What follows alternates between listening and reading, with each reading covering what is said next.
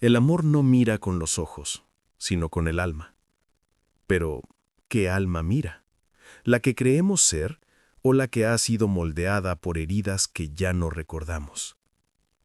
Hay una forma de ver que no pasa por la mirada, una forma de reconocer que no depende de la claridad.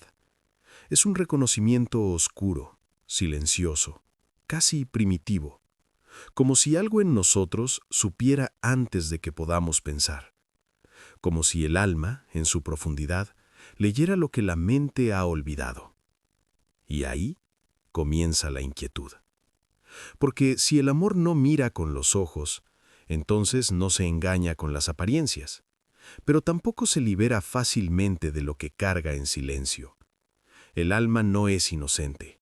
Es un archivo, un territorio lleno de huellas, huellas de lo vivido y de lo no resuelto. Nos gusta pensar que elegimos a quienes amamos, que hay una lógica, una preferencia, una afinidad, pero hay algo más, algo que se mueve en la penumbra, algo que repite, que busca, que insiste. Una herida que aún no cicatriza suele reconocer su eco en otro y lo llama amor. No todo lo que atrae, libera. No todo lo que emociona, sana. A veces lo que sentimos con mayor intensidad no es otra cosa que la reactivación de un antiguo dolor, disfrazado de conexión, un patrón que se repite, una historia que no terminó de escribirse y que ahora busca otro escenario para continuar. Y entonces, el alma mira. Pero no con claridad, sino con necesidad. Hay memorias que no sabemos que existen, pero que viven en nuestras decisiones, en nuestras elecciones afectivas, en los vínculos que sostenemos incluso cuando duelen. ¿Por qué permanecemos donde hay incomodidad? ¿Por qué algo en nosotros se aferra a lo que nos hiere?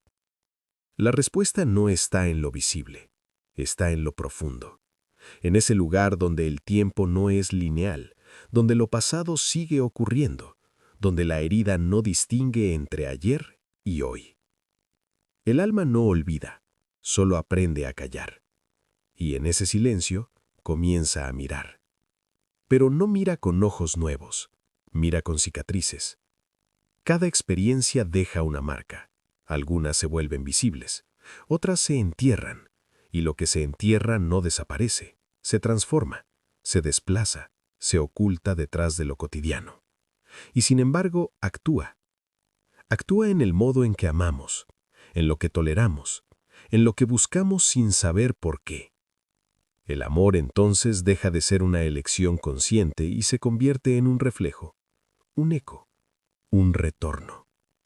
¿Qué ocurre cuando lo que sentimos no nace del presente, sino de un pasado que aún no hemos enfrentado? ¿Qué ocurre cuando el alma reconoce algo, pero no sabe que lo está reconociendo? Ahí es donde el amor se vuelve un enigma, un territorio ambiguo, porque no es solo encuentro, es también repetición, no es solo conexión, es también proyección. Y en ese juego silencioso, lo que no hemos resuelto busca resolverse, pero no siempre lo logra. A veces solo se repite, como un eco en el abismo. Hay capas en nosotros que nunca han sido tocadas por la conciencia. No porque no existan, sino porque mirarlas implicaría atravesar algo que preferimos evitar. El dolor no desaparece cuando se ignora. Se transforma en estructura. Se convierte en la forma en que interpretamos el mundo, en la lente invisible a través de la cual percibimos a los demás, en el filtro que distorsiona lo que sentimos. Y entonces, el alma empieza a mirar. Desde ahí. Desde una herida antigua. Desde una ausencia no nombrada. Desde una necesidad que no se reconoce como tal. El problema no es sentir. El problema es no saber desde dónde se siente. Porque cuando el origen permanece oculto, el presente se vuelve confuso. Y el amor se convierte en una extensión del pasado. Hay algo inquietante en esto, algo profundamente perturbador. Porque significa que no siempre amamos a quien tenemos enfrente. sino a lo que esa persona despierta en nosotros. Una emoción familiar, un vacío conocido, una tensión que ya hemos sentido antes. La repetición no es un error, es un intento del alma por completar algo que quedó inconcluso. Pero ese intento rara vez es consciente, y por eso se convierte en un ciclo. Elegimos, nos vinculamos, sentimos intensidad y luego algo se quiebra. Siempre en un punto similar, siempre con una sensación parecida, como si la historia ya estuviera escrita. El cuerpo lo sabe. Antes que la mente, antes que las palabras, el cuerpo recuerda. No con imágenes, no con narrativas, con sensaciones, con tensiones, con impulsos. El cuerpo es un archivo silencioso. Cada experiencia deja una huella somática.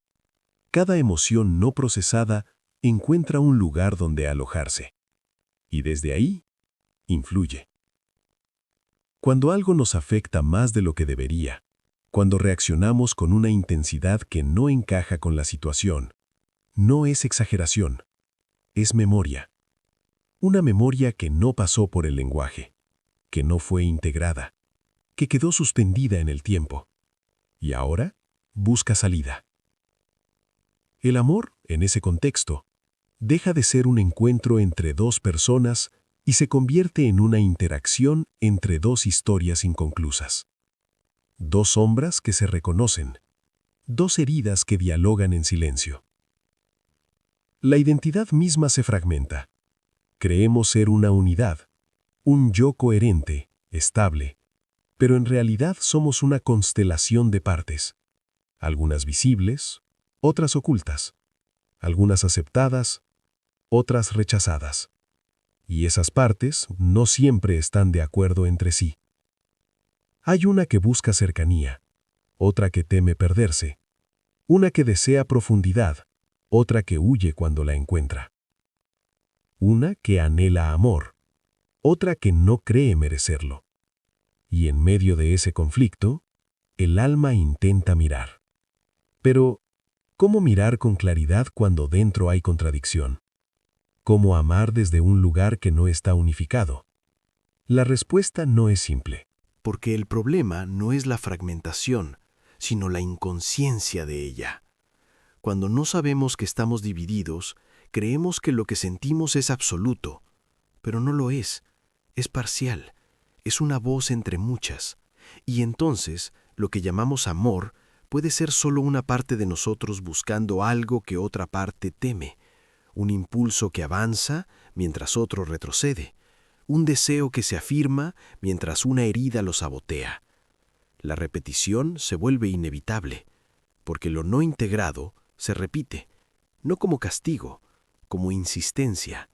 El alma insiste en ser vista, en ser reconocida, en ser comprendida, pero no lo hace con palabras, lo hace con patrones, con elecciones, con vínculos que se parecen demasiado entre sí.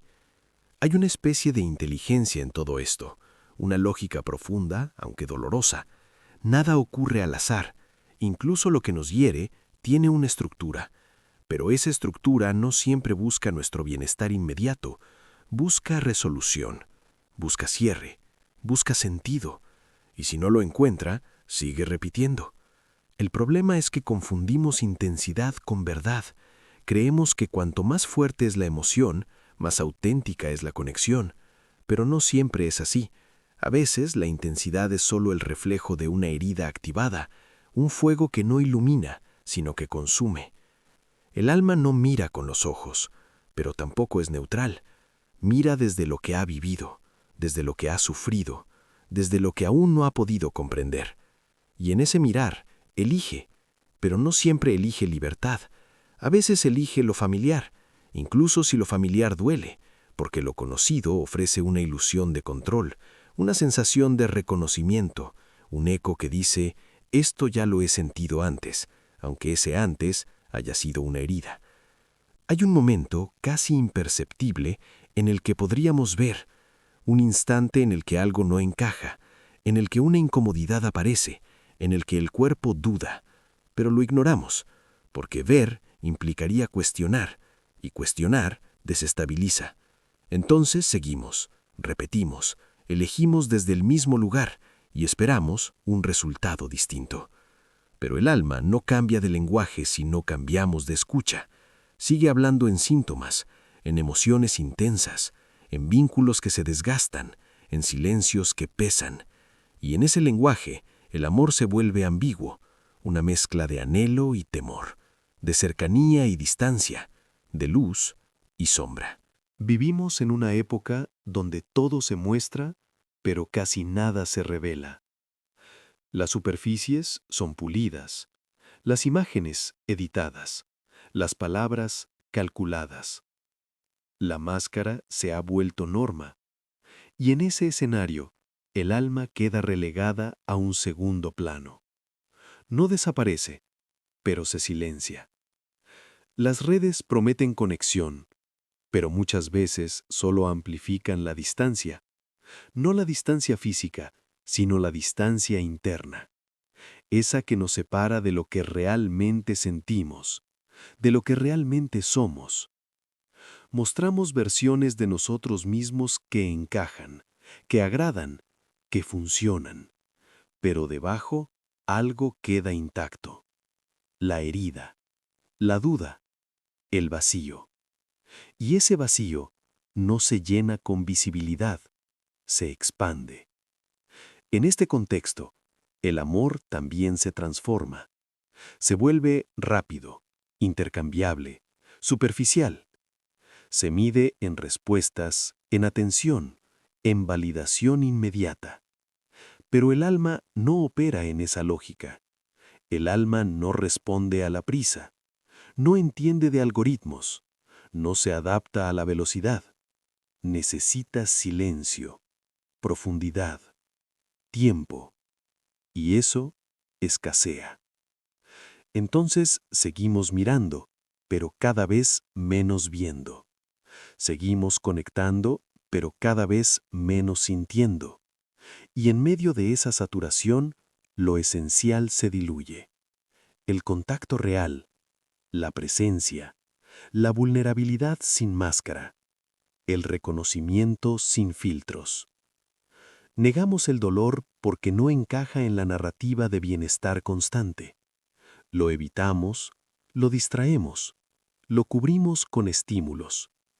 Pero el dolor no desaparece, se desplaza, se oculta en los vínculos, se infiltra en las decisiones, se repite en silencio.